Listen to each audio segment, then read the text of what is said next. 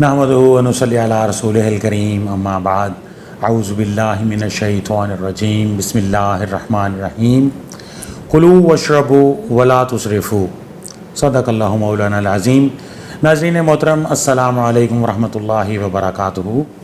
एक नए मौजू के साथ मैं हूँ इफ्तिखार अली गिलानी और आप देख रहे हैं प्रोग्राम रहमत रमज़ानुल मुबारक की ख़ुसूसी ट्रांसमिशन के तहत ये प्रोग्राम नशर किया जा रहा है और इस वक्त हम मौजूद हैं ISP स्टूडियोज़ में। नाज़रीन, अल्लाह तबारक व तआला ने कुरान मजीद फ़ुरक़ान हमीद में इरशाद फरमाया कि खाओ पियो और इसराफ़ ना करो। रमज़ानुल मुबारक के बाबरकत महीने में जहाँ हम रोज़े रखते हैं वहाँ हम अपनी ग़िज़ा का भी ख़ास तौर पर ख़्याल रखते हैं। आज के हमारे प्रोग्राम का मौजू है रोज़ा और ग़िज़ा। इस अहम मौजू पर गुफ्तगू करने के लिए हमारे स्टूडियोज़ में मौजूद हैं chief medical officer ISP Multan मोहतरम जनाब डॉक्टर मोहम्मद ज़फ़र इकबाल साहब। अस्सलाम वालेकुम डॉक्टर साहब। डॉक्टर साहब क्या हाल हैं? ठीक ठाक हैं? डॉक्टर साहब, सबसे पहले तो मैं आपका बेहद ममनून हूँ कि आप एक अहम मौजू पर गुफ्तगू करने के लिए अपने मसरूफ़ियात से आपने वक्त निकाला और आप ISP स्टूडियोज़ तशरीफ़ लाए। डॉक्टर साहब, रमज़ानुल मुबारक के बाबरकत महीने में जहाँ हम रोज़ा रखते हैं वहाँ हम देखते हैं कि सहर व अफ्तार में जब हम खाते पीते हैं तो हम उस वक्त अपनी ग़िज़ा का ज़्यादा ख़्याल नहीं करते हैं। कुछ लोग करते हैं, कुछ लोग नहीं भी करते हैं। तो आप ज़रा हमारे नाज़रीन को इस हवाले से रहनुमाई दें कि हमें कौन सी ग़िज़ा लेनी चाहिए और कितने मिक़दार में लेनी चाहिए। जैसे आजकल हम देख रहे हैं कि सहर व इफ्तार में इतनी ग़िज़ा ले ली जाती है कि वो कहते हैं ना कि नाक तक अपने आप को भर लेते हैं। तो इस बारे में हमारे नाज़रीन को क्या बताएंगे आप? जी, बिस्मिल्लाहिर्रहमानिर्रहीम। शुक्रिया गिलानी साहब। तो इसमें जो रोज़ा है इसमें ऑलमोस्ट हमें 12, 13 या 14 घंटे तक भूखा रहना पड़ता है। तो ज़ाहिर है कि उस लिहाज से हम खुराक भी उसी तरह से लेंगे जो कि उस गैप जो है या इतना जो इंटरवल जो है उसको कंपनसेट कर सके। जी बिल्कुल। तो बुनियादी तौर पे जो हमारी ग़िज़ा है उसके 3 मेन जुज़ हैं। नंबर 1 तो उसके अंदर कार्बोहाइड्रेट, उसके बाद प्रोटीन्स जी, और फिर फैट्स, और उसके बाद फिर उसके अंदर विटामिन्स हैं, मिनरल्स हैं, नमकियात हैं, ये चीज़ें आती हैं। जी, अब आ गया कि जी रोज़ा कि उसमें हमें खुराक कौन सी चाहिए। और ख़ास तौर पे सबसे पहले हम जिक्र करेंगे इसमें सहरी का। अब सहरी में क्योंकि 12, 13, 14 घंटे हमें भूखा रहना पड़ता है तो उसमें हमें उन चीज़ों की तरफ जाना चाहिए जो कि देर से हज़म ना हो। जी, ना कि उन चीज़ों की तरफ जो कि जल्दी हज़म हो जाए। अब देर से हज़म होने वाली चीज़ें कौन सी हैं? देर से हज़म होने वाली चीज़ें नशास्तदार चीज़ें जी, जो कि हमारी फसलें हैं उनके बीजों से हमें हासिल होती हैं। चावल हो गया, लोबिया हो गया, बाजरा हो गया, गंदम हो गई, इस तरह से गोश्त हो गया। नहीं, वो तो दूसरी तरफ आ जाएगा ना जी। तो ये सोयाबीन हो गया, ये वो चीज़ें हो गई जो कि निशास्तदार इनको हम कहते हैं और ये ऑलमोस्ट हज़म होने में 8 घंटे लगती हैं। जी, तो ये 8 घंटे जब हज़म होने में लगेंगी तो काफ़ी हद तक हमारी भूख जो है वो हम उसको बर्दाश्त कर पाएंगे।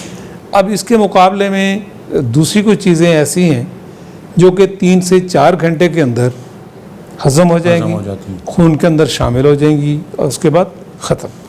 उसमें शुगर, शक्कर या ग्लूकोज, जो चीज़ भी आप उसको कह लें, मैदा और इस तरह की दूसरी चीज़ें आ गई। तो वो चीज़ें हमें कम मिक़दार में लेनी चाहिए और वो चीज़ें जो कि ज़्यादा देर लें हज़म होने में वो हमें लेनी चाहिए। अच्छा, फिर एक और इसमें चीज़ आती है ग़िज़ा के अंदर, रेशादार। जी, वो रेशादार ग़िज़ा जो होती है वो बहुत ज़रूरी है इंसान के लिए, ख़ास तौर पे निज़ाम हज़म के लिए और कॉन्स्टिपेशन के लिए। अगर वो हम नहीं लेंगे या उसकी कम मिक़दार लेंगे तो हमारे लिए बहुत से मसले करेगी। लेकिन दूसरी तरफ वो ज़ूद हज़म चीज़ें हैं, जल्दी हज़म हो जाती हैं। तो इसलिए सहरी में अगर हम वो चीज़ें कम लें تو وہ بہتر ہے. اب وہ چیزیں کون سی آ گئیں؟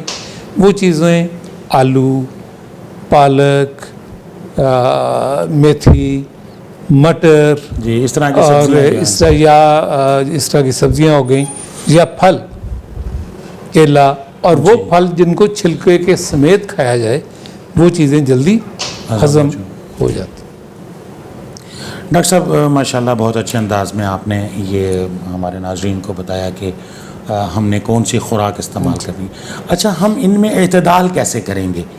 دیکھیں نا اصل چیز ہے کہ جب ہم روزہ سحری کے وقت کر رہے ہیں، سحری میں آپ نے ماشاءاللہ بڑے اچھے انداز میں بتا دیا کہ ہم نے ان چیزوں میں. اچھا گوشت کے حوالے سے آپ کیا کہیں گے کہ اس کی مقدار ہم اچھا اس سے پہلے ایک بات میں کرنا چاہوں گا. ہمارے ایک دوست ہیں ڈاکٹر صاحب ہیں، وہ بھی ابھی پچھلے دنوں انہوں نے ایک ہمارے گروپ کے اندر ایک انہوں نے چھوڑا کہ جی لوگ اسی چیز کو، جیسے میں نے آپ کو بتایا کہ 3 طرح کی غذائیں جو ہے وہ ہوتی ہیں، بہت جلدی ہضم ہونے والی اور تھوڑا ٹائم لینے والی اور پھر اس سے زیادہ 8 گھنٹے تک چلنے والی. تو اس نے ایگزیکٹلی اسی بات کو اس طرح سے ایک تھوڑا سا لائٹر ٹون میں اس نے کہا کہ جی لوگ اس کو میزائل کے طور پہ لیتے ہیں، شارٹ رینج، میڈیم رینج اور لانگ رینج.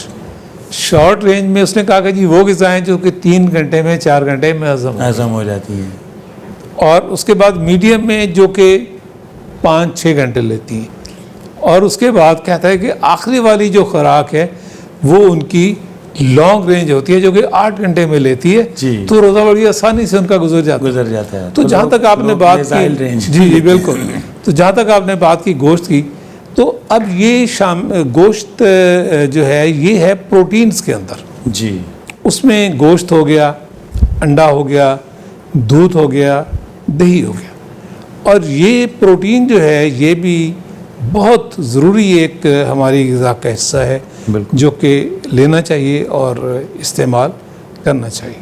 اچھا پھر گوشت کی بھی آپ کو پتہ ہے کافی اقسام ہیں، جیسے آج کل ایک برائلر ہے، چکن ہے، یا مٹن ہے، یا بیف ہے.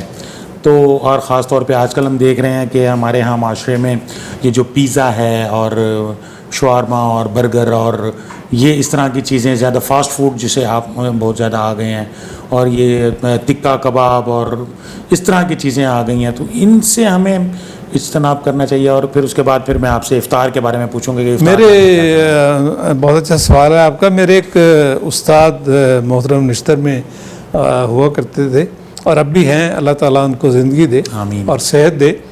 تو وہ جب مریض ان سے پوچھتا تھا، خاص طور پہ جو کرونک پیشنٹ ہوتے تھے اور غریب آدمی ہوتے تھے، وہ پوچھتا ڈاکٹر صاحب کہ غذا کی ہے کھانا کی، تو ان کا ایک ہی ان کی بات ہوتی تھی کہ گھارچ لال مرچ تو لے کے لال ککڑ تک گھارچ ہر حلال چیز کھانی ہے.